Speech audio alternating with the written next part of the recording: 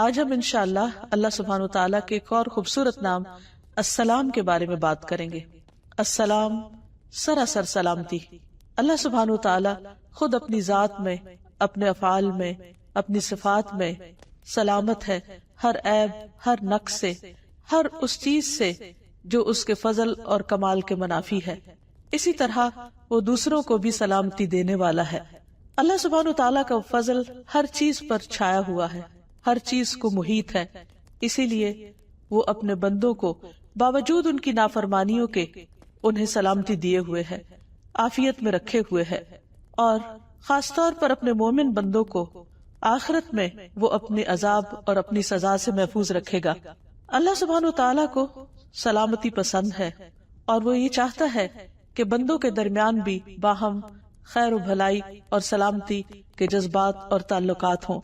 السلام کا لفظ ایک بہت وسیع لفظ ہے، اس کے اندر کئی معنی پائے جاتے ہیں۔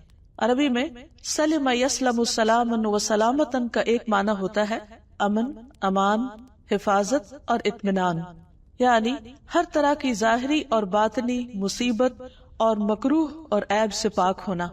اسی طرح یہ لفظ خلاصی اور نجات کے معنوں میں بھی استعمال ہوتا ہے۔ جنت کو دار السلام اسی لیے کہا جاتا ہے کہ وہاں ہر طرح کے مشکلات، تکلیفیں، بڑھاپا، بیماری اور پریشانی اور غم و رنج سے نجات ہوگی اور انسان خلاصی پا جائے گا۔ قرآن مجید میں آتا ہے لہم دار السلام عند ربہم وہو ولیہم بما کانوا یعملون، انہی کے لیے ان کے رب کے ہاں سلامتی کا گھر ہے، یعنی جہاں وہ ہر تکلیف سے سلامت ہوں گے، اور وہ ان کا مددگار ہے ان اعمال کی وجہ سے جو وہ کرتے ہیں۔ یعنی دنیا میں اگر انسان اپنے ایمان کو سلامت رکھے، اللہ سبحانہ وتعالیٰ کی حدود کی حفاظت کرے، تو کل انشاءاللہ اللہ تعالیٰ اسے سلامتی کا گھر عطا کریں گے۔ حقیقت یہ ہے کہ انسان دنیا میں مکمل امن و امان چاہتا ہے، وہ اپنی دنیا کو جنت بنانا چاہتا ہے، وہ آج کی زندگی کو یہ چاہتا ہے کہ ہر طرح کی تکلیف اور ہر مشکل سے خالی ہو جائے، لیکن اللہ سبحانہ وتعالیٰ نے یہ سلامتی اور یہ امن اور یہ سب نعمتیں کل کے لیے رکھی ہیں، یعنی جنت کی شکل میں۔ اس لیے انسان کو اس دنیا میں رہتے ہوئے اس کی تلاش جاری رکھنی چاہیے اور اس کے لیے محنت کرنی چاہیے۔ اسی طرح اس مصدر کا ایک اور معنی بھی ہے خالص تحفہ، یعنی سلامتی کا ایک معنی خالص تحفہ بھی ہے، یعنی ایسا تحفہ جو باطن کی برائی اور نیت کی خباثت سے پاک اور خالص ہو۔ قرآن مجید میں آتا ہے فَإِذَا دَخَلْتُمْ بُيُوتًا فَسَلِّمُوا عَلَىٰ أَنفُسِكُمْ تَحِيَّةً مِّنْ عِندِ اللَّهِ مُبَارَكَةٌ طَيِّبَةٌ، جب تم گھروں میں داخل ہوا کرو تو اپنے گھر والوں کو سلام کہا کرو۔ یہ سلام کیا ہے؟ یہ اللہ سبحانہ وتعالیٰ کی طرف سے مبارک اور پاکیزہ تحفہ ہے۔ تو اللہ سبحانہ وتعالیٰ نے ہمیں جو سلام کا حکم دیا ہے وہ سلامتی کی دعا بھی ہے اور ایک تحفہ بھی ہے۔ ثابت بن عبید کہتے ہیں کہ میں ایک مجلس میں آیا جس میں عبداللہ بن عمر وغیرہ تھے، تو انہوں نے کہا جب تم سلام کرو تو سناؤ، یعنی اونچی آواز میں کرو، کیونکہ وہ اللہ تعالیٰ کی طرف سے طیب اور مبارک دعا ہے۔ یعنی جب ایک انسان دوسرے کو سلام کرتا ہے تو ایک طرح سے برکت کی دعا دیتا ہے اور سلامتی کی دعا دیتا ہے، اور اس چیز کو مسلمانوں کے درمیان رائج کر کے دراصل اللہ سبحانہ وتعالیٰ نے انہیں ایک بہت خوبصورت تحفہ دیا ہے کہ جو وہ ہر وقت ایک دوسرے کو دے سکتے ہیں۔ جیسا کہ ہم جانتے ہیں کہ تحفے کا تبادلہ باہم محبت بڑھاتا ہے، لیکن یہ ممکن نہیں کہ انسان ہر وقت ایک دوسرے کو مادی شکل میں تحفے دے سکے۔ اللہ سبحانہ وتعالیٰ نے ہم سب پر کس قدر مہربانی کی ہے اور ہمیں ایک ایسا کلمہ سکھا دیا، یعنی سلام کا، کہ جو خود ایک تحفہ ہے، اور اس کو خود اس نے تحفہ اور برکت والی چیز کہا ہے کہ اگر ہم ایک دوسرے کے ساتھ اس کو ایکسچینج کرتے رہیں تو اس میں ہمارا کچھ بھی خرچ نہیں آتا، لیکن اگر ہم خوشی کے ساتھ دوسروں کو سلام کریں اور جواب میں سلامتی کی دعا پائیں تو اس سے یقیناً ایسے لوگوں کے اندر رحمتیں اور برکتیں نازل ہوں گی، ان کے اندر سے دشمنیاں اور حسد اور شیطان کی ڈالی ہوئی نجاست ختم ہوگی۔ اللہ سبحانہ وتعالیٰ کی طرف سے یہ پاکیزہ اور خوبصورت تحفہ آدم علیہ السلام کو ملا تھا جو ان کی سب اولاد کے لیے تھا۔ اب کچھ نے اسے اختیار کر لیا اور کچھ نے نہیں۔ حدیث میں آتا ہے رسول اللہ صلی اللہ علیہ وسلم نے فرمایا اللہ سبحانہ وتعالیٰ نے جب آدم علیہ السلام کو پیدا کیا تو ان سے فرمایا کہ جاؤ اور فرشتوں کو سلام کرو، اور جو کچھ وہ تمہیں کہیں اسے غور سے سنو، وہ تمہارا اور تمہاری اولاد کا سلام ہوگا۔ آدم علیہ السلام فرشتوں کے پاس گئے اور انہوں نے کہا السلام علیکم. فرشتوں نے جواب میں کہا السلام علیک ورحمۃ اللہ. انہوں نے لفظ رحمت اللہ کا اضافہ کر لیا. تو بہرحال جب کوئی سلام کرے تو قرآن مجید میں حکم ہے اذا حییتم بتحیۃ فحیوا باحسن منها او ردوها، کہ جب کوئی تمہیں سلامتی کا تحفہ دے تو تم اس کو واپس لوٹاؤ. یعنی اگر کوئی تمہیں سلامتی کی دعا دے تو جواباً دعا دو اسی طرح یا اس سے بہتر، باحسن منها. اور اگر احسن نہیں یعنی ورحمت اللہ نہیں کہہ سکتے تو فردوها، اتنا تو کہو جتنا دوسرے نے تمہیں کیا. اس لیے جو قوم، جو گھرانہ، جو افراد باہم سلام کو رواج دیتے ہیں، عام کرتے ہیں، ان کے درمیان باہم محبت ہوتی ہے، اللہ سبحانہ وتعالیٰ کی طرف سے سلامتی اترتی ہے. اللہ سبحانہ وتعالیٰ کا یہ نام حدیث میں بھی آیا ہے جس میں نبی صلی اللہ علیہ وسلم نے واضح طور پر بتایا کہ یہ اللہ تعالیٰ کا نام ہے. عبداللہ بن مسعود کہتے ہیں کہ جب ہم نبی صلی اللہ علیہ وسلم کے پیچھے نماز پڑھا کرتے تو ہم کہتے سلام ہو جبرائیل پر، سلام ہو میکائیل پر، سلام ہو فلاں پر، فلاں پر، سلام ہو اللہ تعالیٰ پر. تو رسول اللہ صلی اللہ علیہ وسلم ایک روز ہماری طرف متوجہ ہوئے اور فرمایا ان اللہ هو السلام، اللہ تعالیٰ تو خود السلام ہے. یعنی تم اللہ تعالیٰ کو کیا سلامتی بھیجو گے، وہ تو خود ہی سلامتی، سراسر سلامتی، اور ہر طرح کی سلامتی اسی کی ذات کی طرف سے آتی ہے. اور وہ نہ صرف یہ کہ خود سلامتی والا ہے بلکہ سلامتی دینے والا بھی ہے. نبی صلی اللہ علیہ وسلم ہر نماز کے بعد 3 بار استغفار کرتے، استغفر اللہ استغفر اللہ استغفر اللہ، اور اس کے بعد یہ دعا پڑھا کرتے تھے اللہم انت السلام ومنک السلام تبارکت یا ذا الجلال والاکرام. اے اللہ تو السلام ہے، یعنی تمام عیوب سے پاک ہے، ہر کمی سے پاک ہے، اور تجھی سے سلامتی ہے، یعنی اس کائنات کے اندر جو کچھ بھی سلامت ہے وہ تیری وجہ سے ہے. اے بزرگی اور بخشش والے تو برتر ہے، بہت برکت والا ہے. تبارکت یا ذا الجلال والاکرام. اللہ سبحانہ تعالیٰ نے اپنے انبیاء اور نیک بندوں کو دنیا میں سلام کیا ہے. قرآن مجید میں آتا ہے سلام علی نوح، سلامتی ہو نوح پر علیہ السلام. پھر اسی طرح سلام علی ابراہیم، ابراہیم پر سلامتی ہو. سلام علی موسیٰ، موسیٰ علیہ السلام پر سلامتی ہو. سلام علی الیاسین، الیاسین پر سلامتی ہو. اور سلام علی المرسلین، سارے رسولوں پر سلامتی ہو. قرآن مجید کی ایک اور آیت میں آتا ہے قل الحمد للہ وسلام علی عبادہ الذین اصطفیٰ اللہ خیر اما یشرکون. اللہ تعالیٰ نے نبی صلی اللہ علیہ وسلم سے کہا کہہ دیجئے سب تعریف اللہ کے لیے ہے اور سلام ہے اس کے ان بندوں پر جنہیں اس نے چن لیا. کیا اللہ بہتر ہے یا وہ جنہیں یہ شریک ٹھہراتے ہیں؟ اللہ سبحانہ وتعالی جو السلام ہے اسی سے سلامتی اور عافیت کی امید اور توقع کی جا سکتی ہے.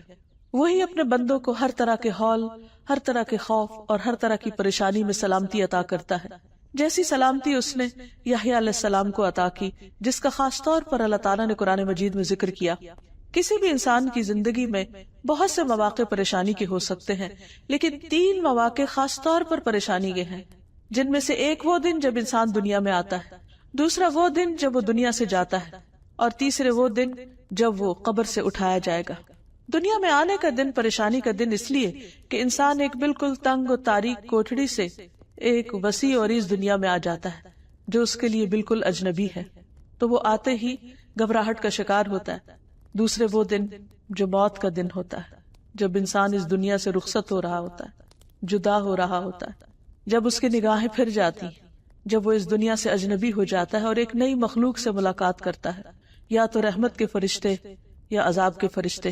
جو نیک روح ہوتی ہے اس کے پاس جو فرشتے آتے ہیں وہ آ کر اس کو سلام کرتے ہیں، سلام علیکم طبتم، سلامتی ہو تم پر، تم بہت اچھے رہے. اللہ سبحانہ تعالیٰ کی طرف سے بھی سلامتی لاتے ہیں. اور تیسرے وہ دن جس دن انسان اپنی قبر سے اٹھایا جائے گا اور وہ حشر کا دن ہوگا، وہ بھی سخت مصیبت کا، بہت طویل دن، بہت گھبراہٹ کا دن ہوگا. لیکن اللہ سبحانہ تعالیٰ کو السلام ماننے والے اس دن بھی سلامتی اور امن میں رہیں گے، اور اللہ سبحانہ تعالیٰ ان کو اپنی خاص سلامتی سے نوازے گا اور ان سے ہر طرح کا خوف اور غم اور گھبراہٹ اور پریشانی دور کر دے گا. تو اللہ سبحانہ وتعالیٰ نے جیسے یحییٰ علیہ السلام کے لیے ان مواقع کی سلامتی کا ذکر کیا، ہم دعا کرتے ہیں کہ اللہ تعالیٰ ہم سب کو بھی اپنی خاص حفاظت اور عافیت میں رکھے اور سلامتی سے نوازے۔ پھر اسی طرح ہم دیکھتے ہیں کہ اللہ سبحانہ وتعالیٰ اپنے بندوں کو جنت میں بھی سلام بھیجے گا۔ ارشاد فرمایا سلام قولا من رب الرحیم، سلام ہو اس رب کی طرف سے جو بہت مہربان رب ہے، جو بہت رحم فرمانے والا ہے۔ یہاں پر اللہ سبحانہ وتعالیٰ کی صفت الرحیم کا بھی ذکر کیا گیا، کیونکہ جنت میں صرف کوئی بھی اللہ کی رحمت ہی کی وجہ سے جا سکتا ہے، اور خود جنت کے ناموں میں سے ایک نام رحمت بھی ہے کہ انتی رحمتی، تو میری رحمت ہے، تمہارے ذریعے میں جس پہ چاہوں گا رحم فرماؤں گا۔ تو جو لوگ جنت میں جا چکیں گے تو اللہ تعالیٰ ان کو سلام بھیجیں گے، اولئک یجزون الغرفۃ بما صبروا ویلقون فیہا تحیۃ وسلاما، ان کو جنت کا سب سے اونچا بالا خانہ انعام میں ملے گا، یعنی جو صبر کرنے والے ہیں، اس لیے کہ انہوں نے صبر کیا، اور اس میں ان کا استقبال زندگی کی دعا اور سلام کے ساتھ کیا جائے گا۔ اسی طرح نیک لوگ جب جنت میں پہنچ جائیں گے تو ان کے چاروں طرف سے فرشتے حاضر ہو کر ان کو سلام کریں گے اور انہیں اس بات کی مبارک دیں گے کہ وہ کامیابی کی منزل کو پہنچ گئے۔ جنت کو بھی اللہ سبحانہ وتعالی دار السلام کے نام سے پکارتے ہیں۔ قرآن مجید میں آتا ہے لہم دار السلام عند ربہم وہو ولیہم بما کانوا یعملون، انہی کے لیے ان کے رب کے ہاں سلامتی کا گھر ہے اور وہ ان کا مددگار ہے ان اعمال کی وجہ سے جو وہ کرتے تھے۔ یعنی جنت ایک ایسا مقام ہے کہ جہاں انسان کو کسی قسم کی کوئی تکلیف نہ ہوگی، کوئی پریشانی نہ ہوگی، لا یسمعون فیہا لغوا ولا تأثیما، جس میں انسان نہ کوئی بےہودہ گفتگو سنے گا اور نہ ہی گناہ میں ڈالنے کی کوئی بات، الا قیلا سلاما سلاما، مگر وہاں ایک قول بہت زیادہ ہوگا، ایک بات بہت عام ہوگی اور وہ سلام ہی سلام ہوگی، یعنی ہر طرف سے سلامتی کی پکار ہوگی، ہر کوئی ایک دوسرے کو سلامتی کے ساتھ گریٹ کر رہا ہوگا۔ کتنی خوبصورت ہے وہ جگہ اور کتنا بہترین ہے وہ مقام، لیکن وہ کس کے لیے ہے؟ یہ ان لوگوں کے لیے ہے جو دنیا میں ایک دوسرے کو اپنی تکلیفوں سے سلامتی میں رکھے، جو دنیا میں دوسروں کے لیے تکلیف کا باعث نہ بنے، جو اپنی زبان سے دوسروں کو سلامت رکھے، جو اپنے ہاتھوں سے دوسروں کو سلامت رکھے، جو اس دنیا میں شر اور فساد نہ پھیلائے، دنیا کو بھی ایک سلامتی کی جگہ بنائے۔ پھر یہ ہے کہ اللہ سبحانہ وتعالیٰ کا جو نام السلام ہے، یہ اس لیے بھی ہے کہ اللہ سبحانہ وتعالیٰ ہر نقص اور عیب سے پاک ہے۔ اللہ سبحانہ وتعالیٰ کی صفات اتنی بلند ہیں، اس کی شان اتنی بلند ہے کہ اس کے اندر کسی قسم کا بھی کوئی نقص نہیں پایا جاتا، کوئی عیب نہیں پایا جاتا، اور اسی لیے وہ سلامتی کو پسند کرتا ہے۔ اس نے ہمارے لیے جو دین پسند کیا اس کا نام بھی اسلام رکھا، جو پھر اسی روٹ یعنی سین لام میم سے ہی ہے کہ جو شخص اسلام قبول کر لیتا ہے وہ سلامتی میں آ جاتا ہے، اللہ تعالیٰ کی رحمت میں آ جاتا ہے۔ قرآن مجید میں اللہ سبحانہ وتعالیٰ فرماتے ہیں وَرَضِيتُ لَكُمُ الْإِسْلَامَ دِينًا، میں نے تمہارے لیے دین اسلام کو پسند کیا، یعنی اسلام کو بطور دین تمہارے لیے پسند کیا۔ پھر اللہ تعالیٰ جو انسانوں کو ہدایت کی طرف بلاتا ہے تو اس کے لیے بھی فرماتا ہے وَاللَّهُ يَدْعُو إِلَى دَارِ السَّلَامِ، اللہ تمہیں سلامتی کے گھر کی طرف دعوت دیتا ہے، یعنی اگر تم اللہ کی مرضی کے مطابق زندگی بسر کرو، اس کی اطاعت کرو، اس کی فرما برداری کرو تو تم سلامتی کو پہنچو گے۔ پھر اسی طرح ایک اور جگہ پر فرمایا قَدْ جَاءَكُم مِّنَ اللَّهِ نُورٌ وَكِتَابٌ مُّبِينٌ يَهْدِي بِهِ اللَّهُ مَنِ اتَّبَعَ رِضْوَانَهُ سُبُلَ السَّلَامِ وَيُخْرِجُهُم مِّنَ الظُّلُمَاتِ إِلَى النُّورِ بِإِذْنِهِ وَيَهْدِيهِمْ إِلَى صِرَاطٍ مُّسْتَقِيمٍ۔ لوگو اب تمہارے پاس اللہ کی طرف سے روشنی اور ایک ایسی واضح کتاب آ چکی ہے جس کے ذریعے اللہ تعالیٰ ان لوگوں کو سلامتی کی راہیں دکھاتا ہے جو اس کی رضا کے پیچھے چلتے ہیں، اور انہیں اپنے اذن سے اندھیروں سے نکال کر روشنی کی طرف لے جاتا ہے اور سیدھی راہ کی طرف ان کی رہنمائی کرتا ہے۔ عام طور پر ہمارا یہ خیال ہوتا ہے کہ شاید اگر ہم دین کی طرف آئیں گے یا ہم اللہ سبحانہ وتعالیٰ کی بات مانیں گے شاید دنیا ہمارے لیے مشکل ہو جائے گی، لیکن حقیقت یہ ہے کہ اللہ سبحانہ وتعالیٰ نے جتنے بھی احکامات ہمیں دیے ہیں بعض اوقات وہ ہمیں اپنی مرضی کے خلاف یا پسند کے خلاف لگتے ہیں، یا ہماری خواہش نفس اس کے اگینسٹ جاتی ہے اور ہم یہ سمجھتے ہیں کہ شاید یہ ہمارے اوپر زیادتی کی گئی ہے ہمیں کوئی خاص حکم دے کر، لیکن اگر تھوڑا سا گہرائی میں انسان دیکھے تو اللہ تعالیٰ کے حکم ماننے میں انسان کے لیے سلامتی ہی سلامتی ہے۔ دو طرح سے.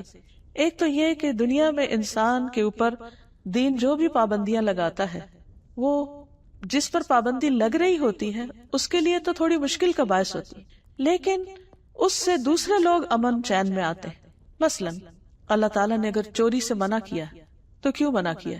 تاکہ دوسروں کا مال سلامت رہے.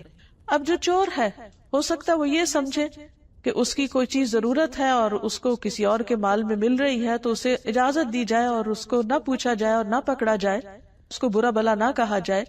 لیکن کیا واقعی عقل بھی اس کو مانتی ہے کہ کسی کو اس بات کی اجازت دے دی جائے کہ وہ دوسرے کے مال میں اپنی مرضی شروع کر دے؟ اللہ تعالیٰ نے اس کی اجازت نہیں دی اور اسے کبیرہ گناہوں میں شمار کیا. کیوں؟ تاکہ دوسروں کا مال سلامت رہے. اسی طرح جھوٹ بولنا، دھوکہ دینا، وعدہ خلافی کرنا، غیبت کرنا، دوسروں کو تانے دینا، یہ ہو سکتا ہے کہ کسی کے لیے بہت ایک خوشگوار فعل ہو اور کچھ لوگوں کی ہیبٹ بن جاتی ہے کہ وہ دوسروں کی برائیاں کر کے اس سے لطف اٹھاتے ہیں یا دوسروں کی عزت اچھال کر اس کو اپنے لیے ایک بہت انجوائبل چیز سمجھتے ہیں اور اس میں کوئی قباحت محسوس نہیں کرتے، یا بعض اوقات دوسروں کو تانا دے کر دوسروں کا دل دکھا کر وہ بہت لطف اٹھاتے ہیں. بظاہر دیکھنے میں کوئی کہہ سکتا ہے کہ اچھا چلو کوئی بات نہیں، ایسی بھی کون سی بڑی بات ہے اگر کسی نے کسی کو کچھ کہہ دیا، اس سے کسی کا کیا بگڑ جاتا ہے. لیکن بعض اوقات بظاہر دیکھنے میں جو کچھ جوکس بھی ایسے ہوتے ہیں کہ جو بظاہر دیکھنے میں بہت ہارمفل نظر نہیں بھی آتے، لیکن حقیقت یہ ہے کہ بہت ساری چیزیں اگر ان پر روک ٹوک نہ لگائی جائے، ان کو ایک حد کے اندر نہ کیا جائے تو وہ تعلقات کی خرابی کا باعث بنتے ہیں. اسی لیے قرآن مجید میں فرمایا گیا وَيْلٌ لِكُلِّ ہُمَزَةٍ لُمَزَةٍ، ہلاکت ہے ہر اس شخص کے لیے جو عیب لگائے اور تانے دے. کوئی بھی شخص کسی کی عزت جب اچھالتا ہے تو یہ کوئی معمولی چیز نہیں ہے. اللہ سبحانہ وتعالیٰ کی نظر میں ایسا شخص سلامتی کی حدود سے باہر نکل رہا ہے کیونکہ اس سے دوسرے کی عزت سلامت نہیں ہے. اسی طرح اگر کوئی قاتل یہ چاہے کہ اسے دوسروں کی جان کے ساتھ کھیلنے دیا جائے اور اس کی اس پر پکڑ نہ ہو تو یہ کسی بھی طور پر جائز نہیں، کیونکہ اگر اس کو اجازت دی جاتی ہے تو دوسرے کی جان سلامت نہیں. تو اللہ تعالیٰ نے جو شریعت ہمارے پاس بھیجی ہے اس کے کچھ مقاصد ہیں کہ انسان کا دین سلامت رہے، یعنی جو بھی حدود اور پابندیاں لگائی گئی اس میں کہیں دین کی سلامتی ہے، کہیں عزت کی سلامتی ہے، کہیں حسب نسب کی سلامتی ہے. ویسے زنا کی اجازت کیوں نہیں دی گئی؟ تاکہ لوگوں کا حسب نسب سلامت رہے. اسی طرح شراب کی اجازت کیوں نہیں دی گئی؟ تاکہ انسان کی عقل سلامت رہے. تو یہ تمام چیزیں جو بظاہر دیکھ کر یوں محسوس ہوتا ہے کہ ہمارے دین میں بہت مشکل احکامات ہیں، لیکن حقیقت میں یہ انسانوں کی بھلائی اور انسانوں کی سلامتی کے لیے ہی السلام نے بھیجے ہیں. تو اب یہ ہے کہ ہمیں اللہ سبحانہ وتعالیٰ کے اس نام پر غور و فکر کرنا چاہیے اور اللہ سبحانہ وتعالیٰ کی ذات سے سلامتی اور عافیت کی امید رکھنی چاہیے اور اس کی دعا بھی کرنی چاہیے. اور اللہ سبحانہ وتعالیٰ کے ساتھ جو ہمارا تعلق ہے اس کے اندر محبت بھی اسی وقت پیدا ہو سکتی ہے جب ہمیں اس پر یہ اعتماد ہو کہ اس کی طرف سے ہمیں کوئی نقصان نہیں پہنچنے والا، وہ ہمیں ناروا عذاب دینے والا نہیں، وہ ہمیشہ عدل و انصاف کرنے والا ہے، اس کا ہر فیصلہ علم اور حکمت پر مبنی ہوتا ہے، اور جب وہ سراسر خود سلامتی ہے اور پرفیکٹ ہے اور ہر نقص اور عیب سے پاک ہے تو اسے اپنے بندوں کے اندر بھی ایسی صفات دیکھنی ہے کہ جو انہیں عیوب سے پاک کرے.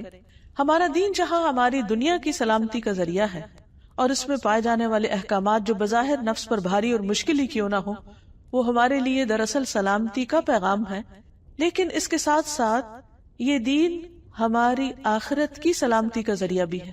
جب ایک انسان دنیا میں اللہ تعالیٰ کے احکامات کی پابندی کرتا ہے تو وہ موت کے وقت قبر میں اور قبر سے اٹھنے کے بعد امن اور چین میں رہے گا، سلامتی میں رہے گا.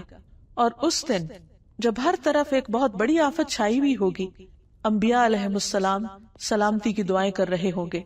رسول اللہ صلی اللہ علیہ وسلم نے فرمایا جہنم کی پشت پر پل بنا کر ایک راستہ بنایا جائے گا جس کو عام طور پر پل صراط کہا جاتا ہے. تمام پیغمبر اپنی امتوں کے ساتھ اس پل سے گزریں گے. میں پہلا رسول ہوں گا جس کو اپنی امت کے ساتھ اس پل پر سے گزرنے کی اجازت دی جائے گی. قرآن مجید میں بھی آتا ہے وَإِن مِّنكُمْ إِلَّا وَارِدُهَا، تم میں سے کوئی بھی ایسا نہیں جو اس کے اوپر سے نہ گزرے. سب کو وہیں سے گزرنا ہے، جنت تک پہنچنے کے لیے بھی اس پل کا سفر کرنا ہے. تو فرمایا کہ میں سب سے پہلے اپنی امت کے ساتھ گزروں گا.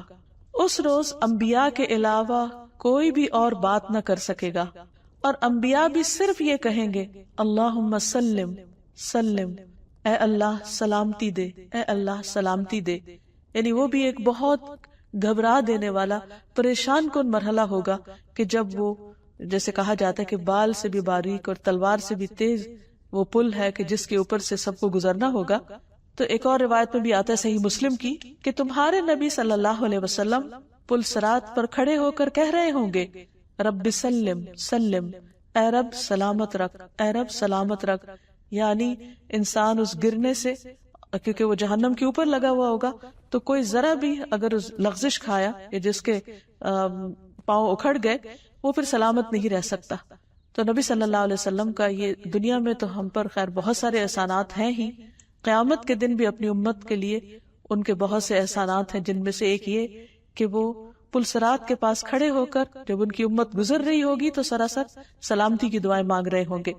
نبی صلی اللہ علیہ وسلم نے فرمایا پھر ایک وقت آئے گا کہ بندوں کے اعمال انہیں چلنے نہیں دیں گے، حتیٰ کہ ایک شخص آئے گا جو چلنے کی طاقت نہیں رکھتا ہوگا اور اپنے آپ کو پل صراط سے گھسیٹتے ہوئے گزارے گا. اس کی اور بھی تفصیلات ہمیں احادیث میں ملتی ہیں کہ کچھ لوگ بجلی کی تیزی سے گزر جائیں گے، ہر کوئی اپنے اپنے اعمال کے مطابق گزرے گا. کچھ لوگ پانی کی رفتار سے، کچھ ہوا کی رفتار سے، کچھ اونٹوں کی رفتار سے، کچھ پیدل چلنے والوں کی رفتار سے.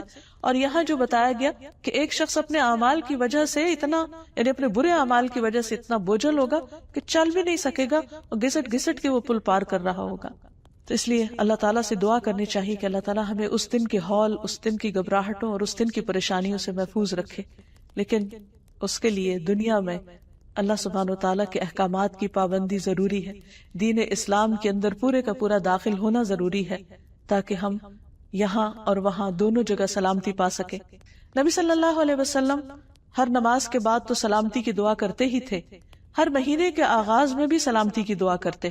جب چاند دیکھتے تو فرماتے اللہم اہلہ علینا بالیمن والایمان والسلامت والاسلام ربی وربک اللہ. اے اللہ ہم پر اس چاند کو خیر، ایمان، سلامتی اور اسلام کے ساتھ طلوع فرما. اے چاند میرا اور تیرا رب اللہ ہے.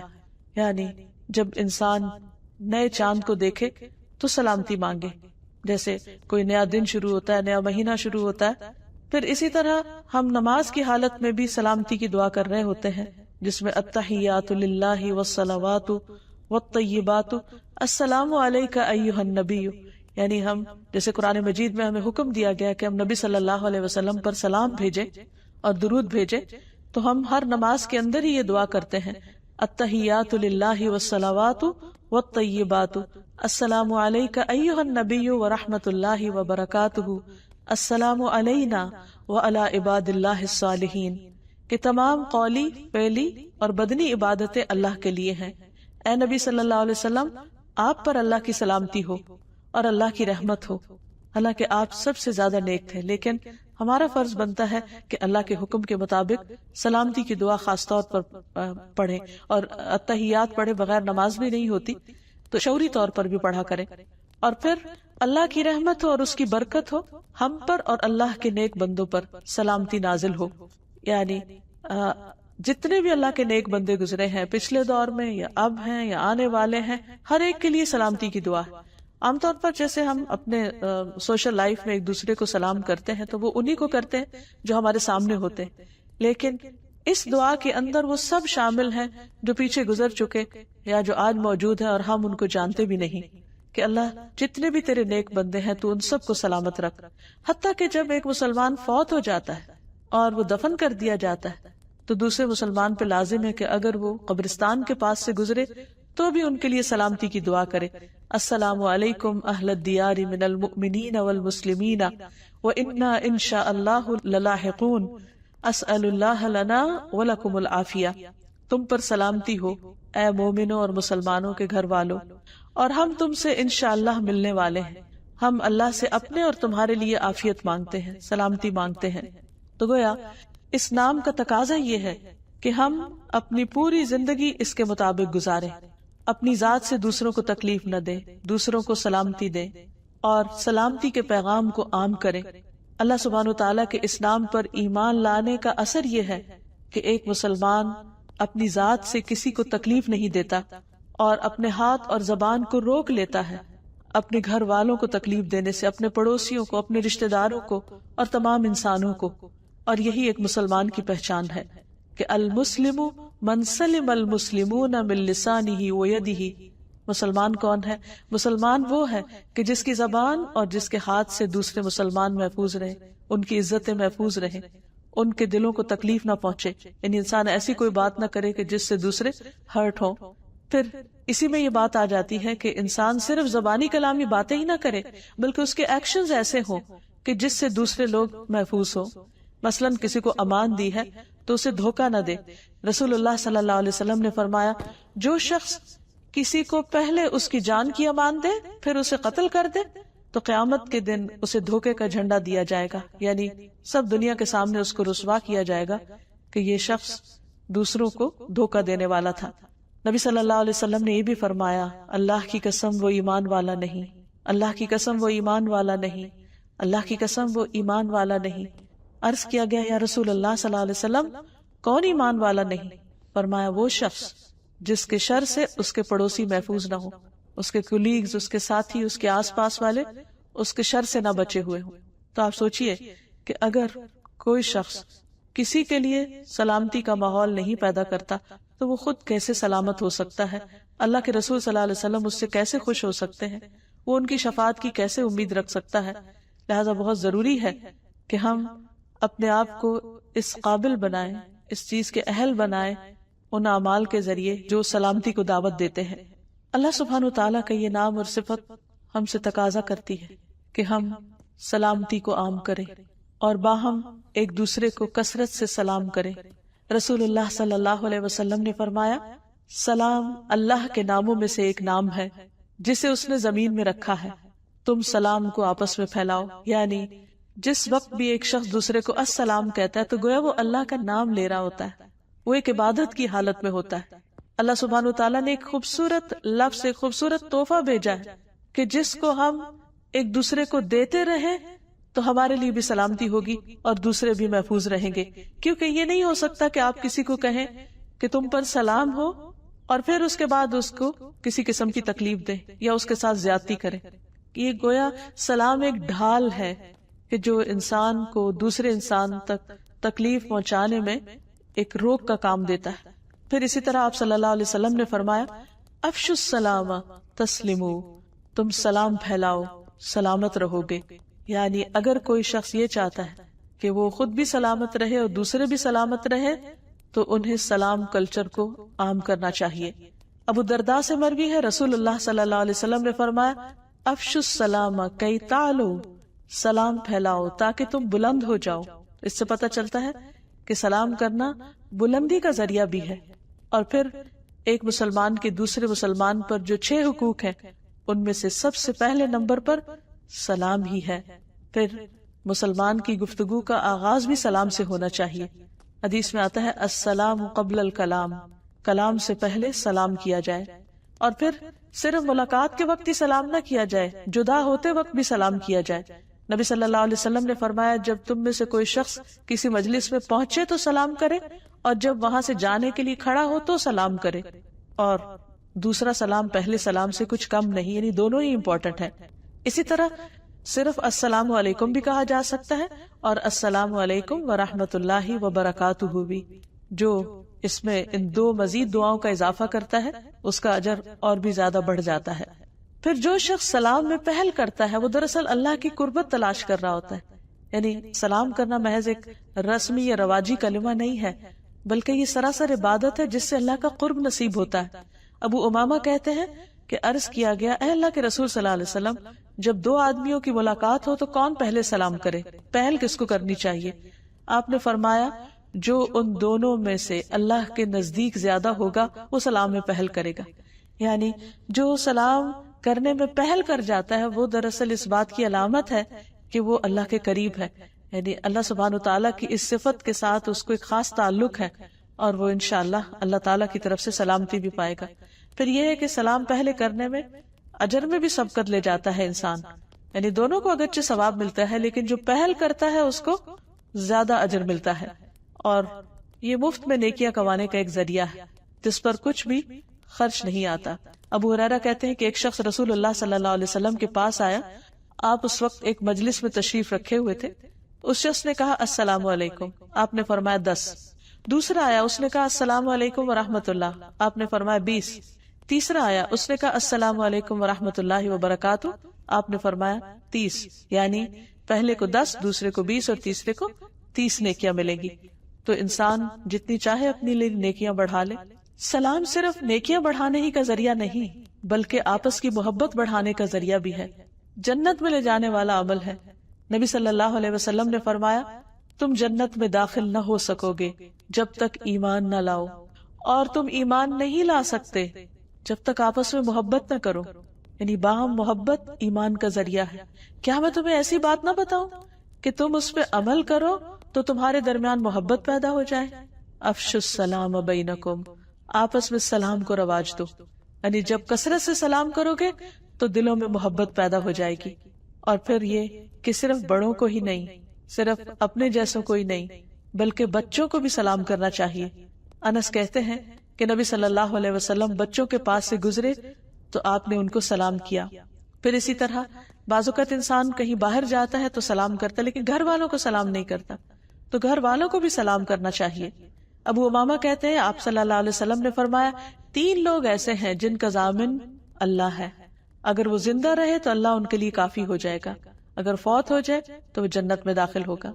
ایک وہ شخص جو اپنے گھر میں سلام کر کے داخل ہو، یعنی اپنے ہی گھر والے ہیں، اپنے ہی پیارے ہیں، لیکن ان کو بھی دعا دیتا ہے۔ کیونکہ بعض اوقات ہم سمجھتے ہیں کہ شاید یہ کرٹیسی کے طور پر یا دوسرے لوگوں کے ساتھ ایک اچھا ریلیشن بنانے کے لیے، بے تکلفی لانے کے لیے یہ کلمہ دہرایا جائے، نہیں۔ جو شخص گھر والوں کو سلام کرتا ہے وہ جنت کا مستحق قرار پاتا ہے۔ پھر اسی طرح وہ شخص جو مسجد کی طرف چلا، اللہ اس کا ضامن، اور تیسرا وہ جو اللہ کے راستے میں نکلا، اللہ تعالیٰ اس کا بھی ضامن ہے، اس کا بھی مددگار ہے۔ یہاں تک کہا گیا ہے کہ اگر گھر خالی ہو تو بھی سلام کرو۔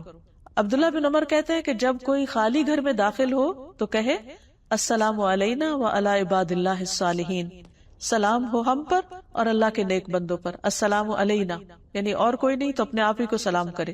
پھر اسی طرح اگر گھر میں کوئی سو رہا ہو تو ہلکی آواز سے سلام کرے، تاکہ یہ نہیں کہ زبان سے تو سلامتی بھیج رہا ہے لیکن اس کو دوسرے کو تکلیف دے رہا ہے۔ پھر اسی طرح جس کو نہ جانتے ہو اس کو بھی سلام کیا جائے، کہیں جھگڑا ہو جائے، بحث ہو جائے، یا کوئی لا علم شخص کوئی ناروا بات کرے تو اس کو بھی سلام کر کے انسان ایک طرف ہو جائے۔ جیسے قرآن مجید میں آتا ہے وَإِذَا خَاطَبَهُمُ الْجَاهِلُونَ قَالُوا سَلَامًا، کہ جب جاہلوں سے ان کا پالا پڑتا ہے تو کہہ دیتے ہیں تم پر سلامتی ہو، اور ان سے اعراض برتتے ہیں۔ پھر یہ کہ سلام جو ہے وہ ناراضگی دور کرنے کا بھی ذریعہ ہے، اور جب کبھی باہم رنجش ہو جائے یا کوئی تعلقات میں کمی بیشی ہو جائے تو اس وقت بھی اس تعلق کو دوبارہ ریوائیو کرنے کے لیے سلام ایک بہت ہی خوبصورت طرز عمل ہے۔ پھر یہ کہ صحابہ کرام جو تھے وہ باہم ایک دوسرے کو کثرت سے سلام کرتے، یہاں تک آتا ہے کہ اگر کوئی کسی درخت کے اوٹ کے پیچھے ہوتا پھر سامنے آتا تو پھر سلام کیا کرتے۔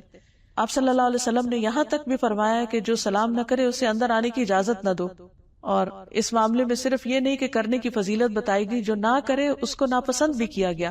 اور آپ نے فرمایا کہ سب سے بڑا بخیل وہ ہے جو سلام کرنے میں بخل کرے، یعنی جو کھل کے سلام نہیں کرتا، یا شوق سے سلام نہیں کرتا، یا سلام کرنے کو اپنی عادت نہیں بناتا۔ رسول اللہ صلی اللہ علیہ وسلم نے فرمایا لوگوں میں سب سے زیادہ عاجز وہ ہے جو دعا کرنے سے عاجز ہے، یعنی جب اس کو کوئی ضرورت پیش آتی ہے تو وہ ہاتھ نہیں اٹھاتا، اللہ سے مانگتا نہیں۔ اور لوگوں میں سب سے بڑا بخیل وہ ہے جو سلام میں بخل کرتا ہے، یعنی کہ اس کے منہ سے سلامتی کی دعا نہیں نکلتی۔ تو اللہ تعالیٰ سے دعا ہے کہ وہ ہمیں بہترین اخلاق عطا فرمائے، اپنے اس نام کی برکت سے وہ ہم سب کے اندر بہترین اخلاق پیدا کرے اور ہمیں سلام کی عادت عطا کر دے۔ وآخر دعوانا ان الحمد للہ رب العالمین۔